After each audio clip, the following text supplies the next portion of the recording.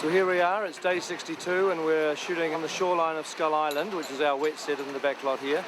And this is another one of our requests from the viewers, if you like, and this one was requested by a lot of people. A surprising number of people actually wanted to know about the cameras, the type of cameras that we're using and how that they work. This is a 35mm motion picture camera, and today it's got a 32mm lens on and a filter which is an 81 EF, which is going to make the daylight slightly cool because this is a pre-dawn sequence. And we're filming right behind you. So for Heinz and for Brian and Keith and Mark and Philip and Peter and many other people, this video diary is going to focus on our cameras. Now what happens is the light comes through the lens, through here, and takes off.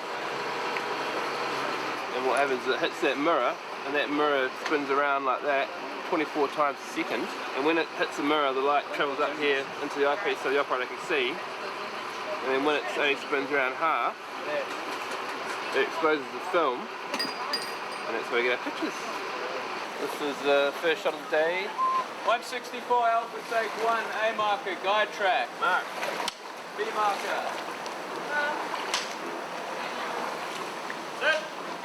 Set!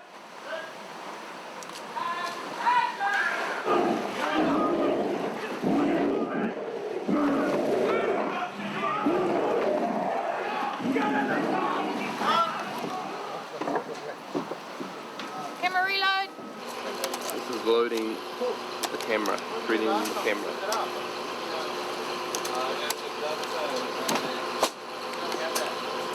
If you look in here, you can see a little gap in there, that's the camera gate, and that's where the film gets exposed. And then what happens is these pins come out, they're called the registration pins.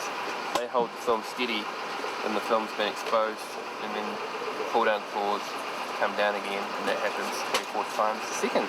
This is an LCS, which stands for Lens Control System, which is essentially just a remote focus device which enables me to step away from the camera and pull focus remotely without actually needing to be anywhere near the camera. You can imagine you've got a manual camera at home and you're taking a photo, you've got to focus it up, but in this situation with a motion picture camera, actors may be moving or the camera might be on a dolly and it'll be tracking in and moving, so the focus needs to be adjusted constantly during the shot, and that's what the focus puller does. The other things focus puller does is they're responsible for the camera, like this little 235. This is the Aerocam Lite, it's one of our cameras that we're using. It's a lightweight camera, great for handheld. Now I've got your exposed film counter. You see your raw stock, so that's the amount of footage remaining. And reset that by the reset button.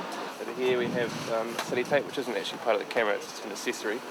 That's like a digital tape measure. The ultrasound out comes out to the front of these two horns. Down here we have the frames per second. That's all changeable there, 1 to 40 frames. And that's your on-off button. We have 3 cameras on this setup. We have a 65mm camera, which Simon Harding is operating, which is filming a reverse of Naomi to Adrian.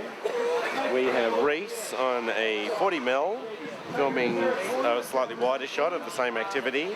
And I am on a 20mm lens, which is a wide-angle lens. These are different focal lengths for different shots that you may want to compose depending on the drama of the situation. The higher the number, the longer the lens. For instance, if you shot from the same spot, the same subject with a 50, and then changed to 100, you'd have a much tighter shot. Whatever you've done at 28 and just open it up. It might be too wide, but 28 will be good. Yeah, 28 will be good. Yeah. 28, try that. 28, yeah. There's no reason going tighter. 40 to 28, going wider.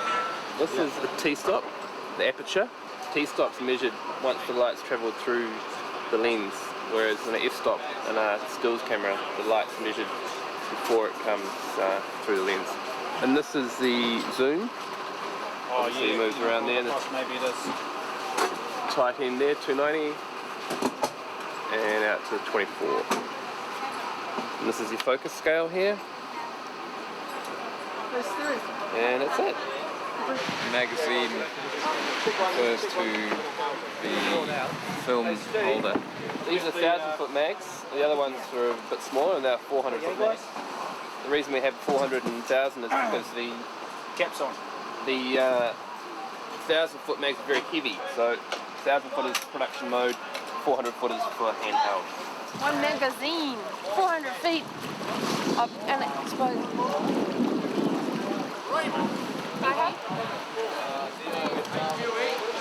This one here we have 350 of exposed meat. 400 feet would have 4 minutes of shooting on it. That's at 24 frames, which is the normal real time. We can go high speed up to 150 frames, which means this would last 60 seconds at the most. And cut. That's good. That's great. We can check that. Thank you. Good. Thank you very much, everybody. We'll check that. During the shot, you get a bit of dirt build up or a scratch. What we check for is it's just see that it's clear basically, and that there's no damage. No damage to the film, and that way we can move on to the next shot. Thanks, Carol. Gates clear. And thank you, everybody. That is a shooting range. I heard that Vigo slept with his sword to get in a character, so I sleep with my camera. Don't touch my camera. All right.